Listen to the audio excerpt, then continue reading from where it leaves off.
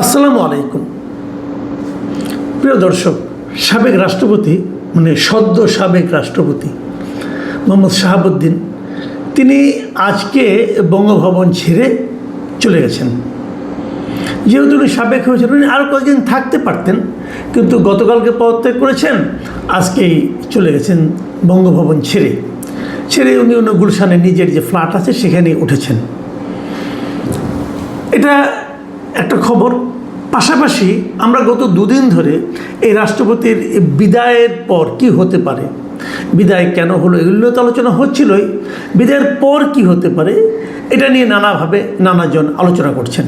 আপনারা জানেন, দীর্ঘদিন ধরে জামায়াতে ইসলামী এবং এনসিপি শাহাবুদ্দিন সাহেবের পদত্যাগের দাবিতে আন্দোলন করেছেন, তাকে বিদায় করতে হবে এরকম দাবি করেছেন। অন্তর্বর্তীকালীন সরকারের আমলে দাবি করেছেন, এবং বিএনপি সরকার যখন দায়িত্ব নিয়েছেন তখনও দাবি করেছেন, এবং সংসদের প্রথম অধিবেশনে যখন রাষ্ট্রপতি ভাষণ দিয়েছেন সেই ভাষণ তারা শুনবেন না বলে সেটা বয়কট করেছেন।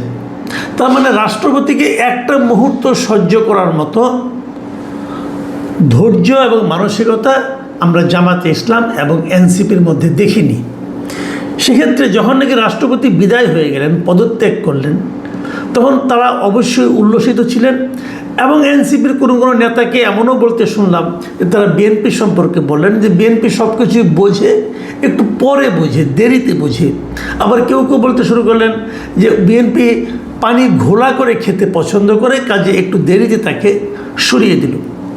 দেখুন, আমি বরাবর যে কথাটা বলেছিলাম, আগেও বলতাম, এখনও বলি, যে একটা গণতান্ত্রিক প্রক্রিয়া, গণতন্ত্র কিন্তু একটা দলের উপর নির্ভর করে না।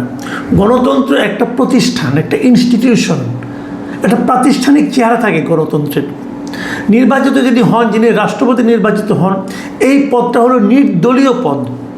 কোনো দলীয় ব্যক্তি দল থেকে পদত্যাগ না করে রাষ্ট্রপতি হতে পারেন না। এটি হলো নিয়ম, যে আপনাকে আগে দল থেকে পদত্যাগ করতে হবে, যে আমি দলের সঙ্গে আমার কোনো সম্পর্ক নাই, তারপর উনি রাষ্ট্রপতি পদে দাঁড়াবেন এবং উনি রাষ্ট্রপতি নির্বাচিত হবেন, যে প্রক্রিয়ায় হয় সংসদ সদস্যদের ভোটে। কিন্তু যখন উনি রাষ্ট্রপতি হবেন তখন আর উনি কোনো দলের থাকবেন না, উনি পুরো দেশের হবেন, পুরো জনগণের হবেন। রাষ্ট্রপতি কিন্তু সরকারের অংশ নয়, বাট রাষ্ট্রপতি অ্যাবাভ দ্য গভর্নমেন্ট। রাষ্ট্রপতির পদটা সরকারের উপরের পদ, সরকারি কোনো পদ না কিন্তু এটা। তো যে কারণে রাষ্ট্রের সর্বোচ্চ ব্যক্তি যিনি হবেন, উনি কোনো দলের প্রতি অনুগত থাকবেন না, উনি কোনো সরকারের প্রতিও অনুগত থাকবেন না। এটাই হলো তাত্ত্বিক অবস্থান।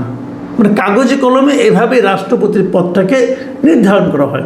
তো রাষ্ট্রপতি যিনি হবেন তিনি সেরকমই থাকবেন। কিন্তু সেটা কি সম্ভব হয় আমাদের দেশে? হয় না। আমরা বারবার দেখেছি যে রাষ্ট্রপতি পদটাকে নানাভাবে অপদস্থ করা হয়, রাষ্ট্রপতিকে নিয়ে নানা রকম কথাবার্তা বলে। রাষ্ট্রপতি পদটাকে এতটাই গুরুত্ব দেওয়া হয় সংবিধান অনুযায়ী। সবসময়ই আপনি ৭২-এর সংবিধানকে বাতিল করেন, নতুন যে সংবিধান করবেন সেখানেও দেখবেন এই রাষ্ট্রপতি পদটাকে এতটাই গুরুত্ব দেওয়া হয় যে রাষ্ট্রপতি যখন দায়িত্বে থাকেন ওই সময় উনি যা যা কাজ করবেন তার কোনো কাজ নিয়ে আপনি আদালতে যেতে পারবেন না। রাষ্ট্রপতিকে এই ছাড়টা দেওয়া হয়। রাষ্ট্রপতির কোনো কাজ দিয়ে কেউ আদালতের দ্বারস্থ হতে পারবে না, তার বিচার চাইতে পারবে না। সেটাকে আমরা মানি, আমরা প্রতিনিয়ত এটাকে লঙ্ঘন করি, এবং লঙ্ঘন করার মাধ্যমে আমরা এক ধরনের গণতন্ত্র খুঁজি। আমরা বলার চেষ্টা করি যে এটাই নাকি প্রকৃত গণতন্ত্র। এরকম দৃশ্য আমরা দেখেছি, এর আগেও দেখেছি। আপনাদের নিশ্চয়ই মনে আছে যে অন্তর্বর্তীকালীন সরকারের সময় এই রাষ্ট্রপতিকে অপসারণের জন্য এই হাসনাত আবদুল্লাহরা ওনারা রাষ্ট্রপতি বঙ্গভবনের সামনে গিয়েছিল, আন্দোলন করেছিল তাকে সরিয়ে দেবে। অভিযোগ ছিল উনি স্বৈরাচারের, ফ্যাসিস্টের দোসর এই হিসাবে। হতেও পারে, অবশ্যই উনি শেখ হাসিনার সরকার দ্বারাই নির্বাচিত ছিলেন, শেখ হাসিনার পক্ষের লোকই ছিলেন। কিন্তু একটা কথা মাথায় রাখবেন, অন্তর্বর্তীকালীন সরকার কিন্তু নিজেদেরকে সবসময় দাবি করত যে তারা একটা সাংবিধানিক সরকার, তারা সংবিধান অনুযায়ী চলছে। এখন এই সাংবিধানিক সরকারের যাত্রাকে অব্যাহত রাখার জন্য যদি রাষ্ট্রপতির সহযোগিতা না পাওয়া যেত তাহলে কিন্তু আসলে সমস্যা হতো। যেমন ধরুন শেখ হাসিনার বিদায়, উনি পদত্যাগ করেছেন কি করেননি, সংসদ ভেঙে দেওয়া, নতুন করে একটা অন্তর্বর্তীকালীন সরকার গঠন করা, এই সবই কিন্তু রাষ্ট্রপতির হাত দিয়ে হয়েছে। এবং তারপরে যে নির্বাচনটা হলো, এই নির্বাচন করা এবং তার আগে অন্তর্বর্তীকালীন সরকারের আমলে 133টা অধ্যাদেশ জারি করা, এই সবগুলি কিন্তু রাষ্ট্রপতির দ্বারা হয়েছে অথবা রাষ্ট্রপতির নামে হয়েছে। তো এগুলি কোনোটা করার ক্ষেত্রেই কিন্তু উনি অন্তর্বর্তীকালীন সরকারের কোনো সিদ্ধান্তে উনি কিন্তু কোনো ধরনের বিরোধিতা করেননি। করলে পারতেন, অন্ততপক্ষে ডিলেতে করতে পারতেন, উনি কিছুই করেননি, সবগুলি মেনে নিয়েছেন এবং নির্বাচন হতে দিয়েছেন। নির্বাচনের পর নতুন সরকারকে শপথ নেওয়ানো এবং সংসদ শুরু করে দেওয়া, এই সবগুলি কাজ উনি যখন যে সরকার ছিল তাদের মতো করেই করেছেন। তার মানে সংবিধানে রাষ্ট্রপতিকে যে দায়িত্বটা দেওয়া হয়েছে যে উনি প্রধানমন্ত্রীর পরামর্শ অনুযায়ী সব কাজ করবেন, উনি তাই করেছেন। প্রধানমন্ত্রী অথবা প্রধান উপদেষ্টা ওদের পরামর্শ অনুযায়ী উনি সব কাজ করেছেন। তাহলে বিরোধটা কোথায়, কোন জায়গাটা করেননি? কেন ওনার উপর আপনারা ক্ষিপ্ত হলেন? ক্ষিপ্ত হলেন এ কারণে যে উনি হাসিনার আমলে রাষ্ট্রপতি নির্বাচিত হয়েছিলেন। এটা হতে পারে, উনি বলতে পারতেন, হয়তো বলা হচ্ছে যখন শেখ হাসিনা আপনার জুলাইয়ে আন্দোলনের সময় নির্বিচারে হত্যা করেছে, সেই সময় উনি কেন বাধা দেননি? কিন্তু প্রশ্ন হলো, ওনার কি বাধা দেওয়ার মতো কোনো সাংবিধানিক ক্ষমতা ছিল কি না? এটা ভাবুন আপনারা। অনেকেরই ছিল না। যিনি আইজিপি ওনার কি ছিল, যিনি পুলিশের কনস্টেবল তার কি ছিল? এগুলো কিন্তু আলাদা আলাদা করে ধরলে আপনি অনেক কিছু ধরতে পারেন, কিন্তু সব মিলিয়ে যদি ধরেন তাহলে কার হাতে কতটুকু ক্ষমতা ছিল ওই সময়? তারপরেও আমরা তো দেখছি যে স্বৈরাচারের দোষর নাম দিয়ে অনেকের নামে মামলা হচ্ছে, অনেক সাংবাদিকের নামে মামলা হচ্ছে, অনেক বুদ্ধিজীবীর নামে মামলা হয়েছে, অনেক শিক্ষাবিদের নামে মামলা হয়েছে, অনেক শিল্পী সাহিত্যিকের নামে মামলা হয়েছে যে তারা নাকি হাসিনাকে উৎসাহ দিয়েছে এই অপকর্মগুলি করার জন্য। শেষ পর্যন্ত এগুলো ধোপে কতটুকু টিকবে আমি জানি না। এখন আমরা শুনছি যে রাষ্ট্রপতির নামেও নাকি সেরকমভাবে মামলা হবে। কারণ প্রশ্ন হচ্ছে সেই মামলাগুলো কতটুকু গ্রহণযোগ্য হবে? ওই যে আমি একটু আগে বললাম যে যতদিন উনি রাষ্ট্রপতি থাকবেন ওই সময়ে উনি যা যা কিছু করবেন সে ব্যাপারে আপনি কোনো আদালতের দ্বারস্থ হতে পারবেন না। এটা আমাদের সংবিধানের 51 অনুচ্ছেদে এই জিনিসটা স্পষ্ট করে বলা আছে। আপনি যদি খুঁজেন যে 51 অনুচ্ছেদে আসলে কি আছে, সেখানে আপনারা দেখবেন এই জিনিসটাই। সেখানে স্পষ্ট করে বলা হয়েছে যে রাষ্ট্রপতি যখন তার কার্যভার পালনকালে বা কার্যভার পালনের উদ্দেশ্যে সম্পাদিত বা সম্পাদন করিয়াছেন বলিয়া অভিপ্রেত কোনো কার্য সম্পর্কে কোনো আদালতের নিকট জবাবদিহি করিতে বাধ্য হইবেন না। মানে যখন উনি রাষ্ট্রপতি ছিলেন এই সময়ের কোনো কাজ নিয়ে আপনি তাকে প্রশ্ন করতে পারবেন না। তাহলে ওনাকে আপনি দোষরটা বলবেন কীভাবে? রাষ্ট্রপতি হওয়ার আগের কাজ দিয়ে হতে পারে, সেটাও হতে পারে। রাষ্ট্রপতি হওয়ার আগে উনি যা কাজ করেছেন সেটা নিয়ে আপনি অবশ্যই মামলা করতে পারেন। তাহলে সেটা এতদিনও তো করতে পারতেন, এতদিন তো করেননি। তো যাই হোক, এখন কী হবে? এর মধ্যে আমরা শুনলাম যে রাষ্ট্রপতি উনি বলেছেন যে এই যে বর্তমান সরকার অমুক তমুক যেগুলো হয়েছে এটা তো আসলে উনিই করেছেন, এবং সেই হিসেবে উনি বলেছেন যে আমি তো প্রাউড ফিল করি যে আমি এই নির্বাচনটা দিয়েছি, আমি অন্তর্বর্তীকালীন সরকার করে দিয়েছি, কাজে আমি তো মনে করি আমি প্রাউড ফিল করি। তো উনি আসলে প্রাউড ফিল করতে পারেন কিনা সেটা নিয়েও কিন্তু নানা ধরনের বিতর্ক তৈরি হতে পারে। কিন্তু আমরা বাস্তবতা যেটা, আমি বাস্তবতা একটু ফিরে আসি তারপরে বলি আপনাদেরকে। বাস্তবতাটা হলো ওনাকে পদত্যাগ করতে হয়েছে। উনি যাদেরকে নির্বাচন দিয়েছেন, নির্বাচনের মধ্যে যারা নির্বাচিত হয়েছেন তাদের সঙ্গেও কিন্তু 5 মাস ছিলেন। বিএনপির সঙ্গে 5 মাস বিএনপির মতো করেই ছিলেন। মানে বিএনপির একজন রাষ্ট্রপতি হলে, বিএনপি যদি দলীয় কোনো লোককে রাষ্ট্রপতি নির্বাচন করতেন তাহলে তিনি যে আচরণটা করতেন, আমার ধারণা শাহাবুদ্দিন সাহেব তার চেয়েও বেশি কিছু করে বিএনপির নিকটস্থ হওয়ার জন্য চেষ্টাও করেছেন। কিন্তু তাতেও শেষ রক্ষা হয়নি, ওনাকে চলে যেতে হচ্ছে। এবং এতেও অনেকে অবাক হননি, আমি নিজেও অবাক হইনি। কারণ আমি যদিও ধারণা করেছিলাম হয়তো বা ওনাকে ওনার মেয়াদ পর্যন্ত থাকতে দেওয়া হবে, সেটা হয়নি। এতে আমি অবাক হয়নি কেন এই কারণে আমি বলি আপনাদেরকে, বাংলাদেশের ইতিহাসে এ পর্যন্ত যত রাষ্ট্রপতি হয়েছে মেয়াদ পূর্ণ করতে না দেওয়ার ইতিহাস কিন্তু বিএনপিরই বেশি। আমাদের অনেক রাষ্ট্রপতি যারা মেয়াদ পূর্ণ করতে পারেননি, তারা কেউ নিহত হয়েছেন অথবা অভ্যুত্থানের মাধ্যমে গেছেন। আমি আপনাদের যদি উদাহরণ দিয়ে বলি, আমি আপনাদের কয়েকজন রাষ্ট্রপতির কথা বলি, তাহলে আপনারা ব্যাপারটা আরও ক্লিয়ারলি বুঝতে পারবেন। যেমন ধরুন, আমরা ধরি একদম প্রথম থেকে আমাদের প্রথম রাষ্ট্রপতি ছিলেন কে? বঙ্গবন্ধু শেখ মুজিবুর রহমান। উনি প্রথম এক দফা ছিলেন 71 এপ্রিলে যে মুজিবনগর সরকারের আমল থেকে শুরু করে 72 জানুয়ারি পর্যন্ত, মাত্র 1 বছরের মতো ছিলেন, 1 বছর 2 মাসের মতো। তারপরে আপনার 1 বছর না, 8 মাসের মতো ছিলেন, 8 মাস 26 দিন ছিলেন। তারপরে তো উনি দেশে আসলেন, এসে উনি আরেকজন রাষ্ট্রপতি বানালেন, আবু সাইদ চৌধুরীকে বানালেন। এর আগে সৈয়দ নজরুল ইসলামও কিন্তু কিছুদিন রাষ্ট্রপতি ছিলেন, ভারপ্রাপ্ত রাষ্ট্রপতি ছিলেন। উনিও কিন্তু ওনার মেয়াদ পূর্ণ করতে পারেননি। আমাদের দেশের রাষ্ট্রপতি মেয়াদ হলো 5 বছর। আবু সাইদ চৌধুরী তিনিও পূরণ করতে পারেন, তিনি 1 বছর 11 মাস 12 দিন ছিলেন। তারপরে এসেছিলেন মোহাম্মদুল্লাহ, এক ভদ্রলোক ছিলেন, এক অদ্ভুত লোক। একে নিয়ে বলতে গেলে আলাদা একটা এপিসোডই করা যায় যে কেমন রাষ্ট্রপতি ছিলেন। উনি রাষ্ট্রপতি থেকে চলে যাওয়ার পরে এমপি ইলেকশনও করেছিলেন। যাই হোক, উনি ছিলেন মাত্র 1 বছর 1 মাস 1 দিন। তারপরে আবার যে 75 জানুয়ারিতে আবার বঙ্গবন্ধু শেখ মুজিবুর রহমান রাষ্ট্রপতি হয়েছিলেন, উনি ছিলেন মাত্র 6 মাস 21 দিন। তারপরে তো উনি নিহত হইলেন। তার মানে উনিও কিন্তু ওনার মেয়াদ পূর্ণ করতে পারেননি।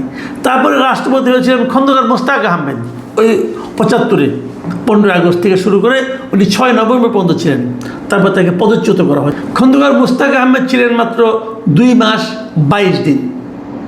এরপরে জিয়াউর রহমান যখন ক্ষমতায় আসলেন, তখন উনি রাষ্ট্রপতির ক্ষমতায়, মানে উনি প্রথম প্রধান সামরিক আইন প্রশাসক ছিলেন। তো ওই সময় রাষ্ট্রপতি বানানো হয় আবু সাদত মোহাম্মদ সাইমকে, বিচারপতি ছিলেন। উনি ছিলেন 1 বছর 5 মাস 15 দিন। তারপর তাকে সরিয়ে দিয়ে জিয়াউর রহমান নিজেই রাষ্ট্রপতি হন। এবং জিয়াউর রহমান প্রথম দফায় রাষ্ট্রপতি হন সামরিক উর্দি পরে। তখন উনি 1977-এ 21 এপ্রিল থেকে 78-এ 12 জুন পর্যন্ত ছিলেন, মানে 1 বছরের সামান্য বেশি। আবার তারপরে দ্বিতীয় দফায় নির্বাচিত হিসাবে উনি 1978-এর জুন থেকে 81 সালের 30 মে পর্যন্ত ছিলেন, মৃত্যুর আগ পর্যন্ত। এখন সেখানে হলো আপনার 3 বছরের মতো। তার মানে উনিও কিন্তু ওনার মেয়াদ পূর্ণ করতে পারেননি। জিয়া রহমানের মৃত্যুর পর রাষ্ট্রপতি হন আব্দুল সাত্তার। এই সাত্তার সাহেব 1 বছর পূর্ণ করতে পারেননি, উনি 9 মাস 24 দিন ছিলেন। তারপর তো এরশাদ সাহেব সেটা ক্ষমতা দখল করলেন। এরশাদ সাহেব ক্ষমতা দখল করে রাষ্ট্রপতি বানালেন আফম আহসান উদ্দিন চৌধুরীকে, উনিও বিচারপতি ছিলেন। উনি ছিলেন মাত্র 1 বছর 8 মাস 13 দিন। তারপর তাকে সরিয়ে দিয়ে এরশাদ সাহেব দায়িত্ব নিলেন। এরশাদ সাহেব তখন দায়িত্ব নিয়ে প্রথম দফায় উনি ছিলেন 3 বছরের মতো, 3 বছরের একটু কম। তারপরে নির্বাচিত হলেন, প্রথম তো সামরিক উর্দি পরে রাষ্ট্রপতি হয়েছেন। তারপরে উনি নির্বাচিত হলেন, হয়ে এবার 1986 সালের অক্টোবর থেকে 1990 সালের ডিসেম্বর পর্যন্ত ছিলেন, মানে 4 বছরের মতো ছিলেন। তার মানে উনিও কিন্তু শেষে মেয়াদ পূর্ণ করতে পারেন নাই। গণ অভ্যুত্থানে ওনার পতন ঘটেছিল। এরপর রাষ্ট্রপতি ছিল অল্প দিনের জন্য শাহাবুদ্দিন আহমেদ, অন্তর্বর্তীকালীন সরকার, ওটা বাদ রাখলাম। তারপরে বিএনপি ক্ষমতায় আসার পর রাষ্ট্রপতি হলেন আব্দুর রহমান বিশ্বাস। এই ভদ্রলোক প্রথমবারের মতো পূর্ণ মেয়াদে তার দায়িত্ব পালন করতে পেরেছেন। উনি একদম 5 বছর 1 দিন ছিলেন রাষ্ট্রপতি দায়িত্বে, মানে 5 বছরের চেয়ে 1 দিন বেশি ছিলেন উনি। তারপরে আওয়ামী লীগ ক্ষমতা আসলো, আওয়ামী লীগ এসে শাহাবুদ্দিন আহমেদ সাহেবকে বানালেন বিচারপতি শাহাবুদ্দিন আহমেদ। উনি পুরো 5 বছর ছিলেন, 5 বছর 1 মাস ছিলেন।